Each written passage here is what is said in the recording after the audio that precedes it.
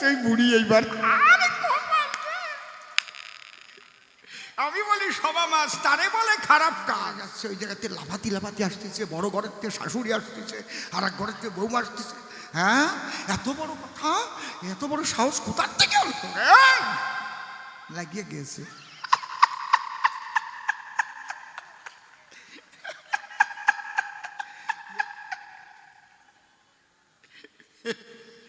এই নারদের নাম করলেই গন্ডগোল বেরিয়ে যায়।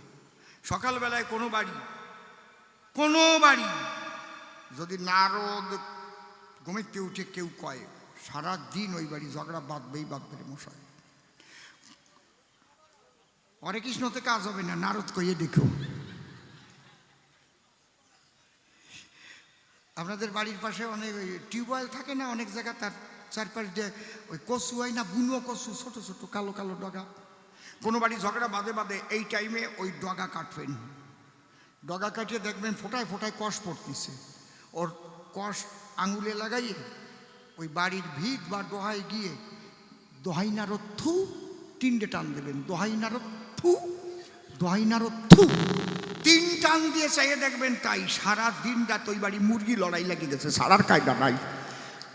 রান্নাঘরে যাচ্ছে ওই জায়গাতে লাফাতি লাফাতি আসতেছে, বড় ঘরের থেকে শাশুড়ি আসতেছে, আর এক ঘরের থেকে বৌমা আসতেছে।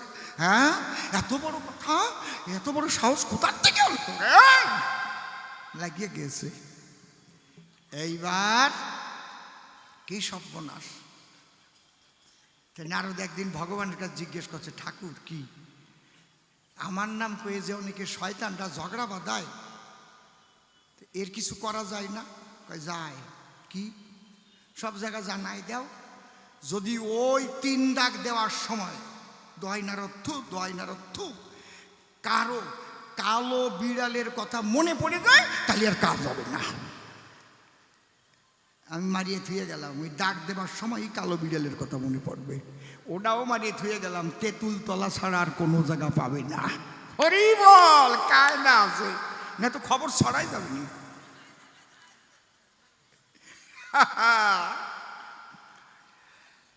কৃষ্ণ চরিত্রের কথা দিয়ে গেছে বক্তৃতা। কৃষ্ণ নাকি মোটে ভালো নয়, পরের স্ত্রীকে বাঁশি বাজাইয়া তাদের নাকি মন মজাইয়া বনের মধ্যে নিয়া খুব খারাপ কাজ করেছিল কৃষ্ণর সময়। এই খারাপ কাজ তো 2 জন মিলিয়ে হয়, আর 10 জন থাকলেই মেয়ে মানুষ আর একটা পুরুষ মানুষ থাকলে খারাপ কাজ হয় সেই জায়গায়? আপনারা কন্ত বুকে হাত দিয়ে কন্ত কথা করছেন না কেন?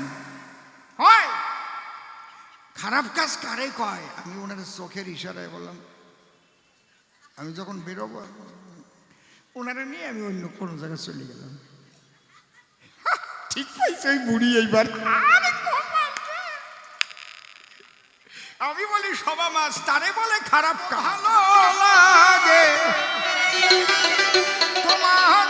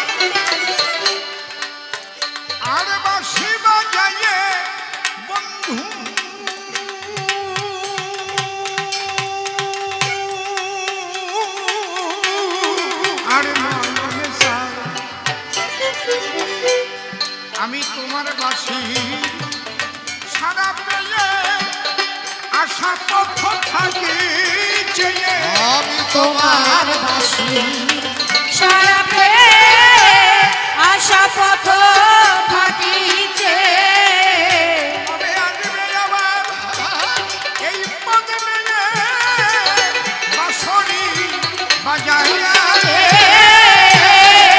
ঈশ্বরবন্ধু বাঁশরি ও কত ভালো লাগে তোমারে ঈশ্বরবন্ধু বাঁশরি আমি জীবনে করে দেখি নাই তোমায় তবু যেন চিনি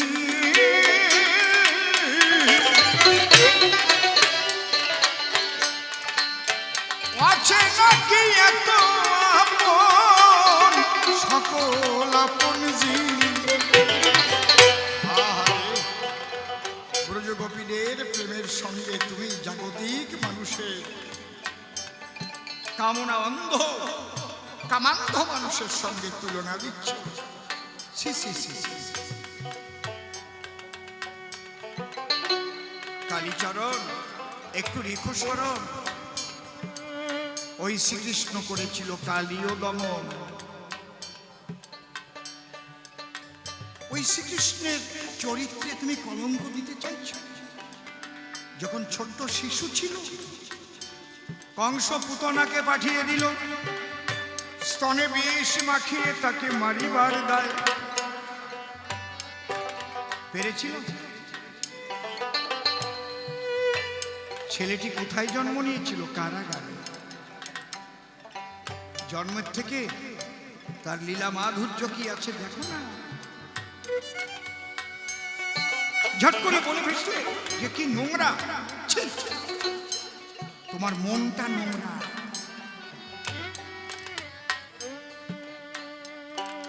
এই জন্য তুমি কৃষ্ণ লীলাকে নোংরা দিচ্ছ যে শিশু পুতনার মতো রাক্ষসীকে এক টানে স্তনে মুখ দিয়ে মেরে ফেলতে পারে যে বালক কালীয় নাগের মতো অত বড় বিষধর সর্পকে তার মস্তকে পাড়া দিয়ে এক একটা করে মাথা ভাঙতে পারে তার চরিত্র নিয়ে তুমি কথা বলছো যে বালক বাম হস্তের কনিষ্ঠা আঙ্গুলে গিরি গোবর্ধন তুলে ব্রজবাসীদের প্রাণ রক্ষা করতে পারে কেমন লাগে যাকে পরীক্ষা করার তরে ব্রহ্মা তার নবলক্ষ ধেনু হরণ করে আমার কৃষ্ণ নটবরে আবার সেই নবলক্ষ ধেনু দিব্য ধেনু তৈরি করে বৃন্দাবনে লীলাবিলাস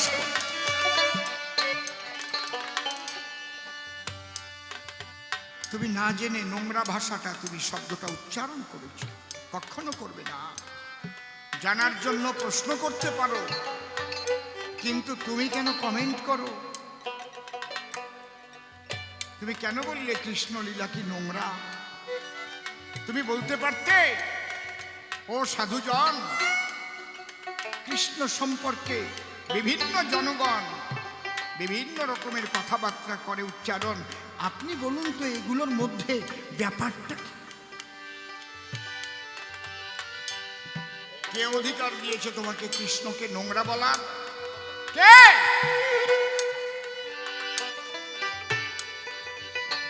কুজি বুড়িকে বিয়ে করেছে শাস্ত্র পড়নি ওই কুজি বুড়ি কে ছিল রাবণের চেরি ত্রিজটা যখন রাবণ সীতাকে অশোক কাননে রেখেছিল ত্রিজটা সে সীতার সেবার জন্য সেখানে ছিল যেদিন রামচন্দ্র প্রথম ভল্লুক বাড়ুর সঙ্গে করে চলে এলেন লঙ্কাপুরে তখন ওই ত্রিজটা লুকিয়ে লুকিয়ে দূর থেকে রামের মূর্তি দেখে আর ভল্লুক বানরের উচ্ছ্বাস দেখে জয় শ্রীরাম বলো, জয় শ্রীরাম, জয় শ্রীরাম, জয় শ্রীরাম বলে উল্লাস করছে। বলো জয় শ্রীরাম, জয় শ্রীরাম, জয় শ্রীরাম। গিরিজটা দৌড়ে এসে বলছে, এ সীতা, আরে লঙ্কায় জয় শ্রীরাম, জয় শ্রীরাম ধ্বনি শোনা যাচ্ছে জানিস? তুই যার জন্য দিবানিশি কাঁদিস, যার জন্য চোখের জলে ভাসিস, হে রামচন্দ্র লঙ্কায় প্রবেশ করেছে। তার সঙ্গে অসংখ্য ভল্লুক বানর আছে। সীতা বলছে, সে দেখতে কেমন রে? বলছে, সীতা, সেই রূপ বর্ণনা করার মতো আমার ভাষা নেই।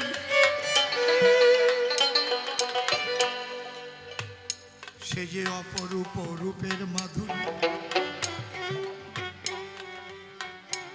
সে মানুষ হলেও কোনো মানুষের মতো নয়।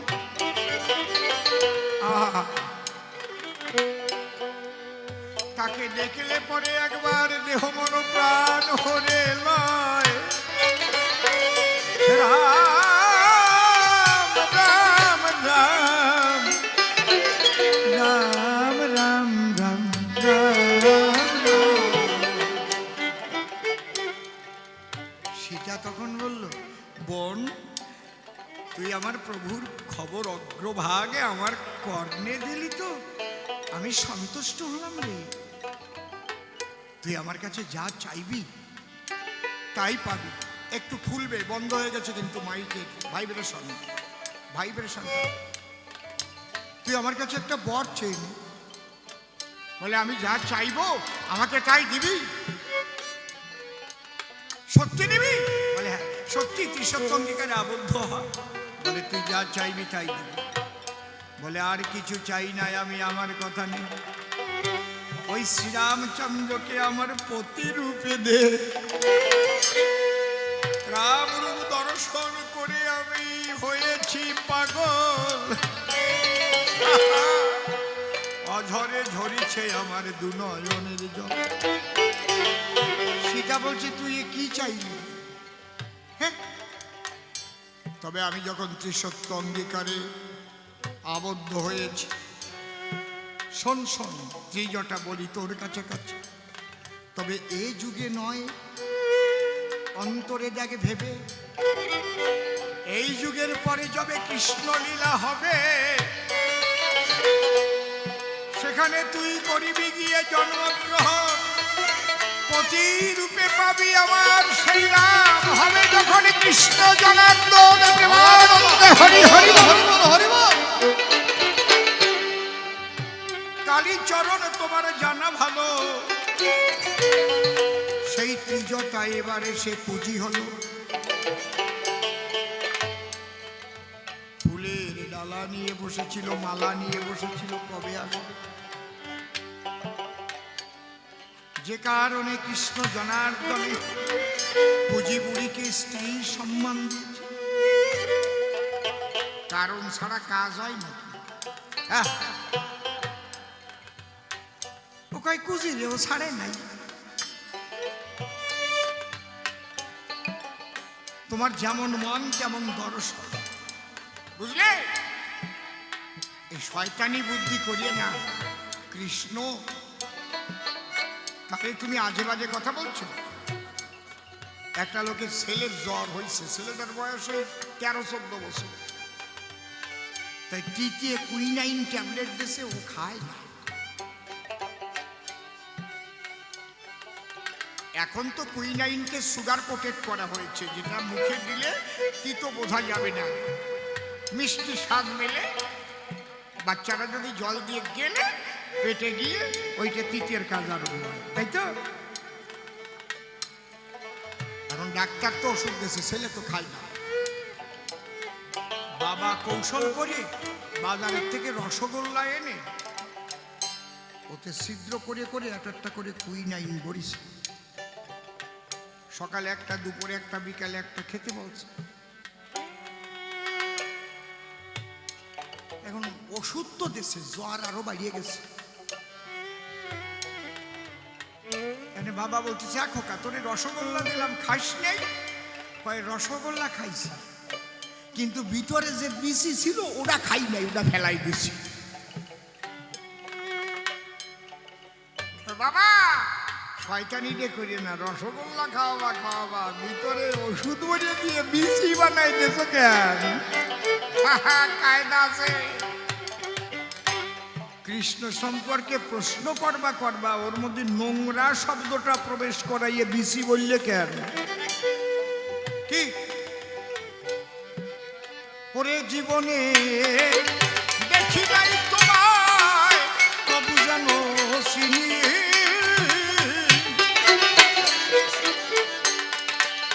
অচেনা কি এত আপন, সকল আপন চিনি। আমি কবে তোমার ওরে আপন হব, মনের কথা ভেঙে কব, কবে তোমার আপন হও, মনের কথা ভেঙে কও। ও কবে আমার আমি তোমায় দেব সহজে জারিয়া রে। ঈশ্বর বন্ধু বাসরিয়া রে, কত ভালো লাগে তোমারে। ঈশ্বর বন্ধু বাসরিয়া রে, কি জানো কি জানে রে তোমার বাঁশের বাঁশির গানে,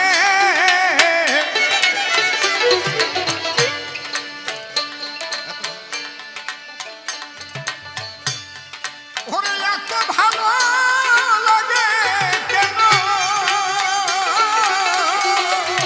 বুঝি না তার মানে,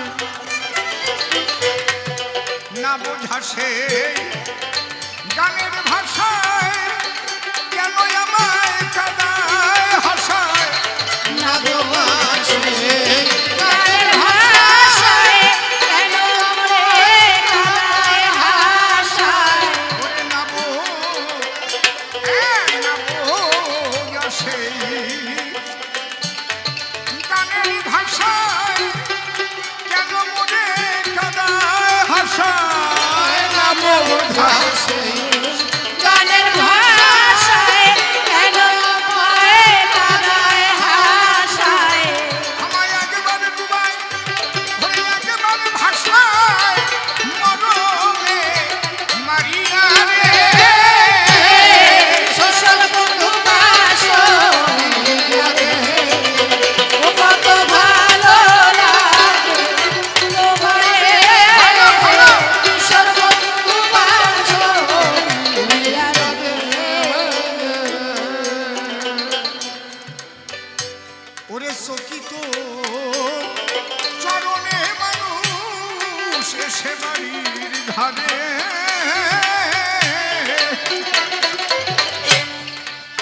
আঘাত দিয়ে ফিরে যায় সে মনের গোপন দ্বারে। পাগল বিজয় বলে এমনি করে কতবার সে গেল সরে। বিজয় বলে এমনি বলে কতবার সে গেল সরে।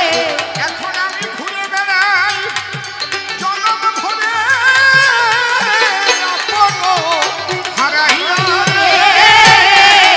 ঈশ্বর বন্ধু বাসরিয়া রে, ও কত ভালো লাগে তোমারে। ঈশ্বর বন্ধু বাসরিয়া রে, হায় গো ও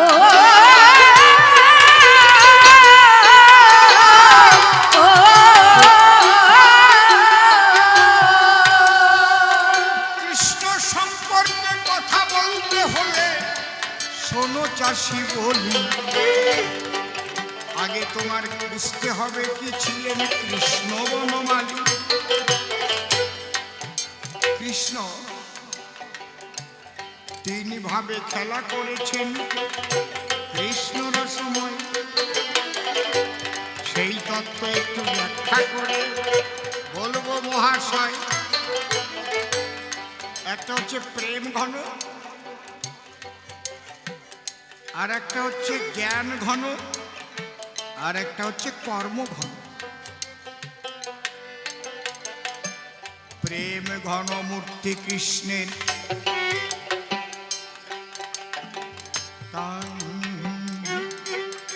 ছেড়ে দিয়েছে। প্রেম ঘন মূর্তি কৃষ্ণের স্থায়ী করো ওখানে।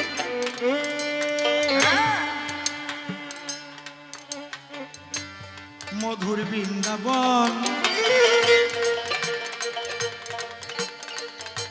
প্রেমের লীলা করেছে সেখানে মদন মোহন। প্রেম ঘন মূর্তি হচ্ছে বৃন্দাবন। এই জন্য শাস্ত্রে বলছে বৃন্দাবনে অপ্রাকৃত নবীন মদন কামবিষ কাম গায়ত্রী যাহার উপাসনা। আপনারা নিশ্চয়ই গুরু ঘরে যারা গেছেন তারা সাধন পদ্ধতি জেনেছেন যে কামবিষ কাম গায়ত্রী কত মূল্যবান।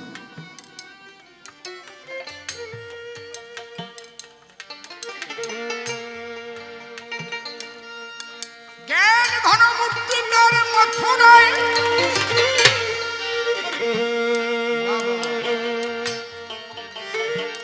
কর্ম ঘন মূর্তি তার দ্বারকায়।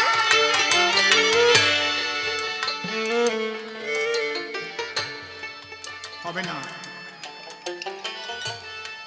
সেখানে পার্থ সারথী রথ বলগা ধরে কিভাবে অধর্মকে ধ্বংস করা যায় সদা সর্বদাই সেই মন্ত্র দিচ্ছে অর্জুনের কর্ণগোচরে। অর্জুন তো মোটে যুদ্ধ করবে না, রথের সারথী শ্রীকৃষ্ণ কুরুক্ষেত্রে হাজির হলো। কুরুক্ষেত্রে গিয়ে অর্জুন কৃষ্ণকে জানালো, দাঁড়া রথখানা রাখ, দেখি কারা কারা যুদ্ধে আসছে। লাভ দিয়ে অর্জুন রথের থেকে নিচে পড়িয়ে দেখি এ তো সব আত্মীয় সব। অর্জুন বলল না আমি যুদ্ধ করব না, ধরুন বাদ ছেড়ে দিল। কেন? এদের মেরে রাজ্যৈশ্বর্য ভোগ করার চাইতে সব ফেলে বনে চলে যাওয়া। তখন কৃষ্ণ কি বলেছিল? কৈবম্যস্মগাম নৈতাত্তর্যুপপদ্যতে ক্ষুদ্রং হৃদয়ং দুর্বলং ত্যক্তকৃষ্ট পরন্ত। কিলিপ বলে গালি দিয়েছে ওদেরকে। হ্যাঁ অর্জুন, কিলিবের সভা পরিত্যাগ করো, ধনুক ধরো, যুদ্ধ করো। যুদ্ধ না করলে অধর্মকে ধ্বংস করা যাবে না।